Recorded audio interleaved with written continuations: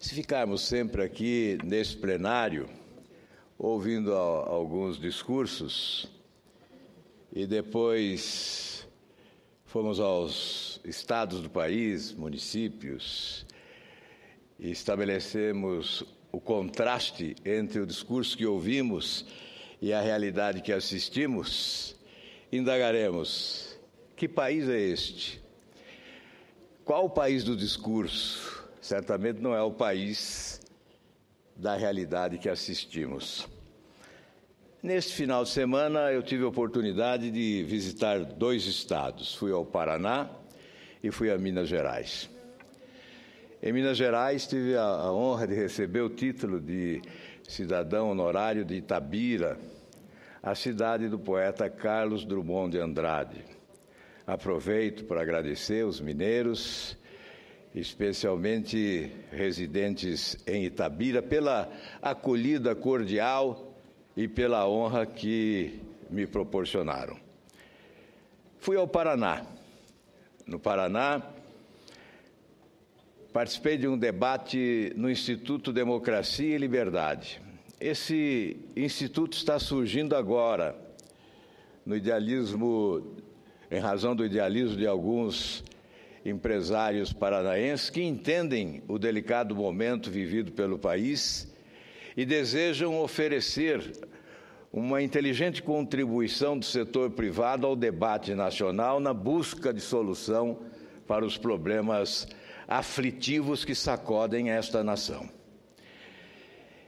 Nesse debate, há indignação.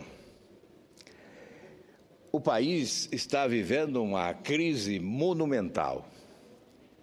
E é evidente, nós sabemos, a causa não é a crise externa, como pretende o governo agora asseverar. Houve uma crise em vários países que se safaram da crise com medidas competentes adotadas. Outros ainda, evidentemente, procuram resolver os seus problemas internos. Mas nós sabemos que a crise brasileira tem origem no desgoverno e, sobretudo, no modelo alicerçado num grande balcão de negócios que se instalou em Brasília há 13 anos para negociar apoio político e, obviamente, estabelecendo essa relação de promiscuidade imbatível e histórica que deu origem ao Mensalão, ao Petrolão e, certamente, a tantos escândalos de corrupção, porque aqui em Brasília se instalou uma usina de escândalos e de governos incompetentes. Eu digo governos incompetentes porque esse modelo consagrado aqui pelo PT foi clonado e transportado para outros estados e municípios, tornando-se suprapartidário. O que se vê hoje é insinceridade, encenação, mistificação, sobretudo quando se liga à TV no horário político. Partidos que estão no governo, partidos que participaram do loteamento realizado em Brasília, partidos que tiveram sempre a boca grande, né, com muito apetite fisiológico, tentando arrancar o máximo possível do poder público brasileiro. Esses partidos hoje chegam à televisão e fazem oposição, criticam o governo. Mas antes de criticar o governo, não foram ao Planalto devolver os cargos que ocupam. Eu não faço referência a esse ou aquele. Quem está me ouvindo agora e tem assistido os horários na televisão, sabem do que estou falando. Não é um nem dois. Há uma contradição. Isso faz me lembrar sempre, eu já repeti aqui inúmeras vezes, Janus de duas faces. esses partidos agem desta forma, e esses políticos agem desta forma. Duas faces. Uma para abiscoitar vantagens junto ao governo, e a outra na esperança de ficar bem com a opinião pública, porque há uma insatisfação nacional em relação a este governo. E eu fico, meu caro presidente, me lembrando que nesses 13 anos, em determinados momentos, fazer oposição era um ato solitário. Nós tivemos, ao longo destes anos, a menor oposição da nossa história. Eu dizia aqui que a oposição ao governo Lula e ao governo Dilma era uma oposição menor àquela existente na Venezuela ao governo Hugo Chávez. Numericamente insignificante.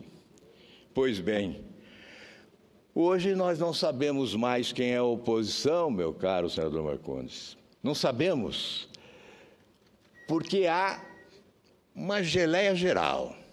No dia de hoje, o próprio PT critica o governo. Uma ala petista critica a política econômica do governo. Mas, obviamente, os dissidentes de hoje foram os louvadores de ontem, os apoiadores de ontem, os sustentáculos desta política econômica que levou o país ao fundo do poço.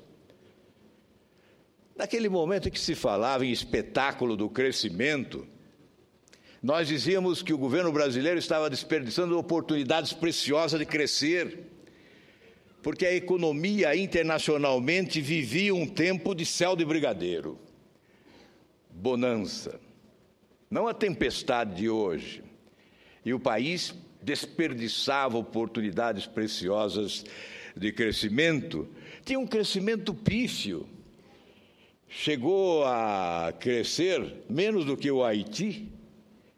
Imaginem crescer menos que o Haiti, um país lançado na amargura da violência, da pobreza, da miséria absoluta, crescia proporcionalmente mais do que o Brasil, em um tempo em que o país não poderia desperdiçar as oportunidades que tinha de crescer mais.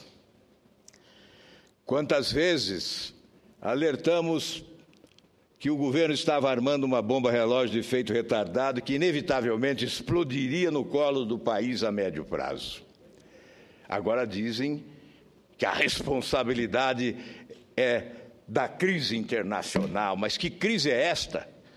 A crise é nossa. Era marolinha.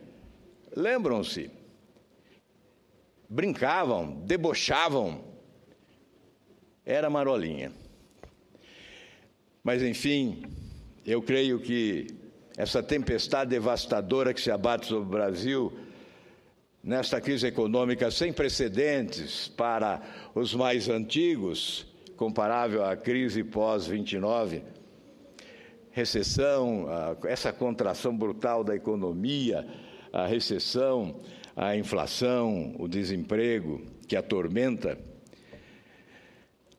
faz com que as pessoas fiquem ainda mais indignadas quando, num cenário de infortúnio como este, assistem a presidente da República dar continuidade ao loteamento, como se estivéssemos em início de governo.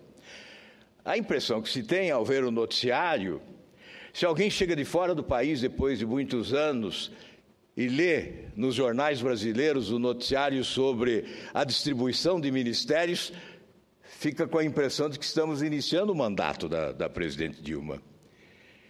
Então, há o loteamento, depois há uma renovação do loteamento, e depois esse loteamento não satisfaz os beneficiários dele, a presidente acaba o renovando e agora distribui ministérios para atender o apetite fisiológico de alguns que aproveitam o desgaste político da presidente, o seu enfraquecimento, para cobrar vantagens.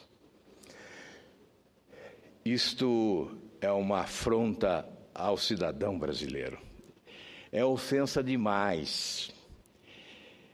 É uma vergonha para quem governa o país comportar-se desta forma. mas é um castigo incomensurável para os brasileiros que pagam impostos e assistem o dinheiro do imposto que pagam com muito sacrifício ser utilizado no desperdício de um governo perdulário para atender o apetite fisiológico com estruturas que são instituídas, criadas, mantidas e sustentadas para agradar os apaniguados que apoiam o governo. Ora, esse é um sistema deplorável. Esse sistema de governança faliu e levou o governo à falência. É um governo hoje que gasta a metade do seu orçamento para pagar juros e serviços da dívida.